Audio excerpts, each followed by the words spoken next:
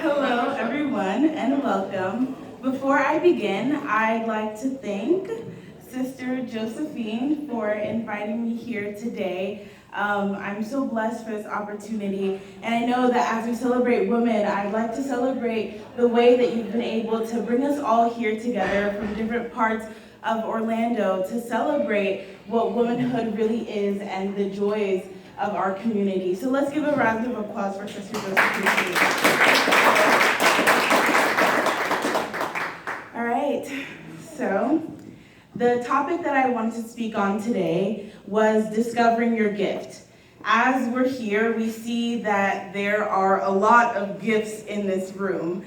And as I was writing my speech, I was a little bit scared because I was thinking, what could I possibly tell these people? What could I possibly have to say that would be important enough for them to remember?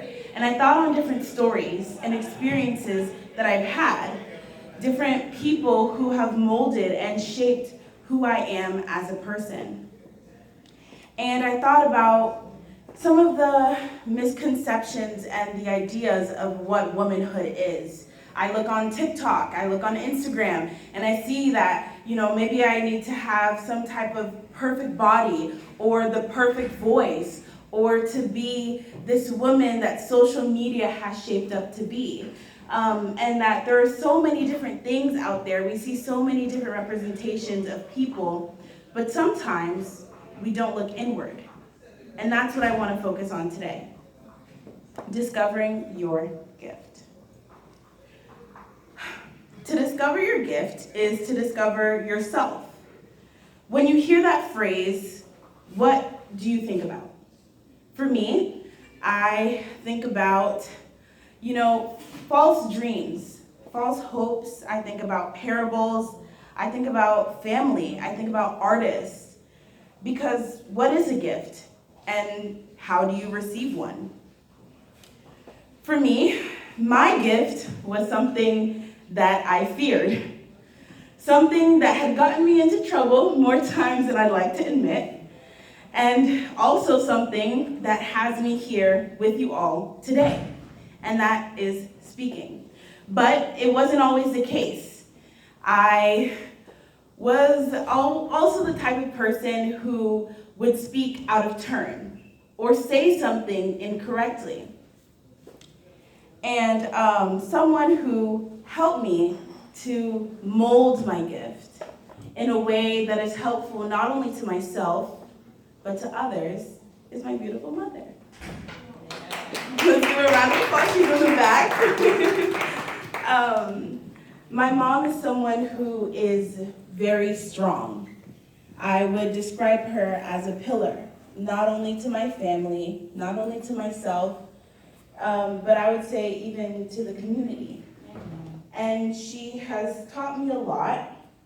And it's really interesting because I feel like moms, they always know, whether you say it or you don't, they can see it in your face, or because you said that you didn't want the food that you always like, or just the little things that sometimes we don't always pay attention to, they notice.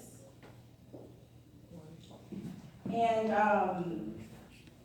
there was a time where, like I said, I didn't really know what my gift was. It was probably my greatest enemy for as long as I could remember, until I had a conversation with my mom, and she reminded me of a parable that I had heard once before.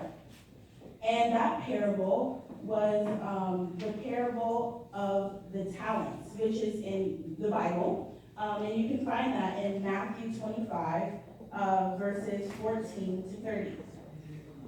In the parable, there was I'm going to use more modern terms so that we can understand, but there was a big boss, right? A businessman.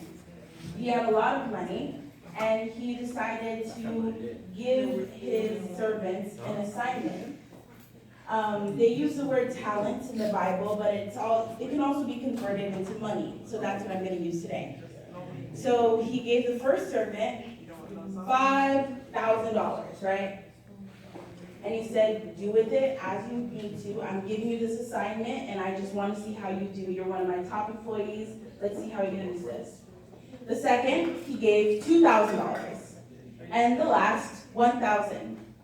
The first servant, the first worker, doubled the money. They doubled the investment, they doubled the project, and they were able to create something beautiful. The second did the same.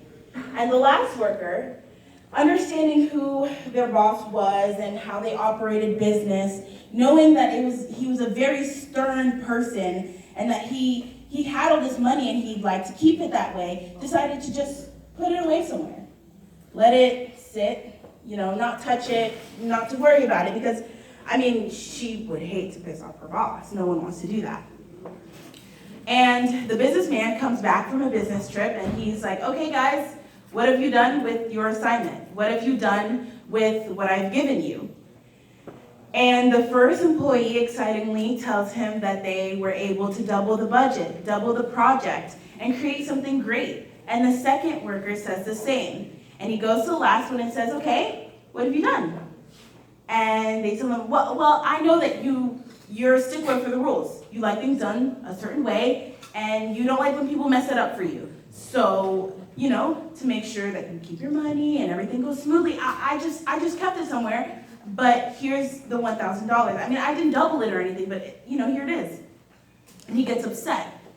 And he says, I didn't get here by just saving everything that I have, by keeping it to myself. I'm successful because I'm able to seize opportunities, because I'm able to use my gifts, to use my money, to use my resources to not only help myself, but to help others as well. What do you mean you just let it sit? What do you mean you didn't do anything with it? What do you mean you didn't complete your assignment? I told you to do something and you didn't do it.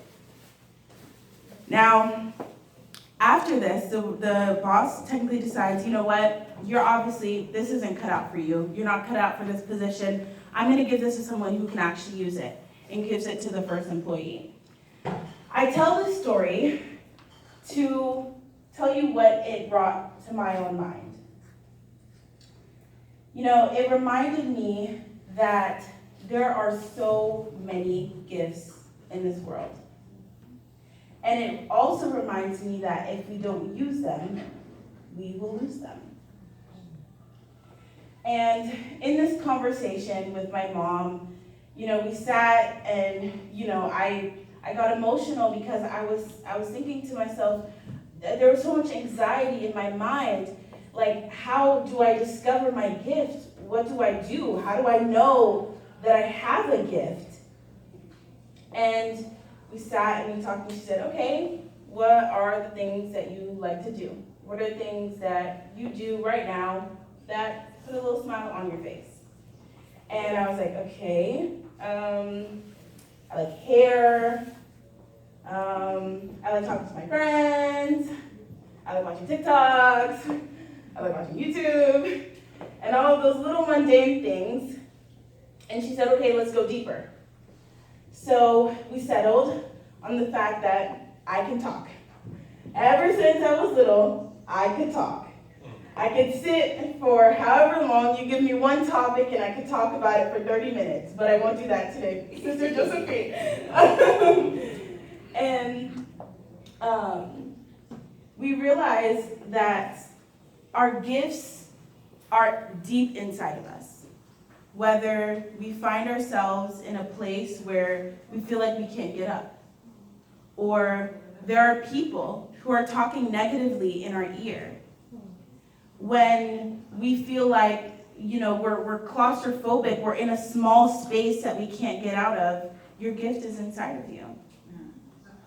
And it's important for us to understand ourselves, to ask ourselves important questions like, how can I help my community? How can I be a better me for tomorrow? What can I do today that might change the trajectory of my life? How can I use the small things that I have and double it? How can I invest in myself?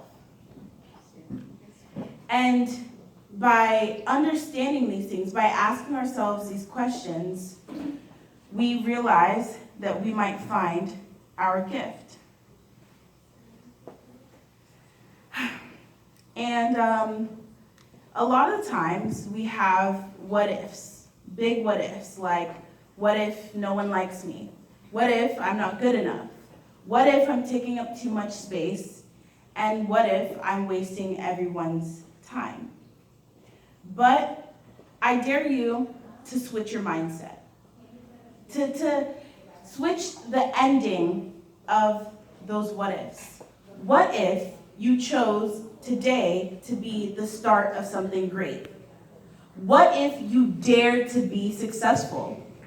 What if you put the anxiety aside and you dared to be great? What if your small idea in the back of your notebook, on the bottom of your notes app, in the back of your mind, was the start of something great? We see this constantly on social media and in real life as well. I can attest to it, seeing it in my own personal life. My two amazing parents who dared to dream, who didn't let those what ifs stop them from achieving greatness. And I didn't let those what ifs stop me either. With the help of many people in my life, I don't have time to speak on it as much as I would like to, but my high school librarian helped me discover something very important. Her name is Jeanette Brown. And I was a little bit of a troubled kid in high school. I got into trouble because of my gift, because I talked a lot, because I said the wrong things at the wrong times, and I wasn't very nice when saying it. But Jeanette, she helped me. She helped to cultivate the amazing woman that you see right now. Amen. She saw me, when others saw me as just a rock or a pebble in the ground, she could see my greatness. She could see that there was a diamond inside of me. Amen. Every single day from, I believe, my entire high school experience, me and Mrs. Brown sat in the lunchroom and we ate together every single day. She helped me create and cultivate the first, now I went to a predominantly white school. So in the 100 years of the history of that school, I was the one who created the first black club on campus.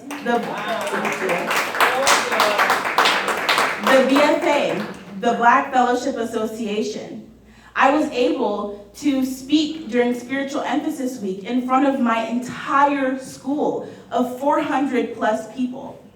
I was able to discover that I had a dream for helping people. So I decided I want to become a lawyer. And I decided that whenever someone needs me, I would be there. And I decided that my gift would be able to help not only myself, but every single person around me.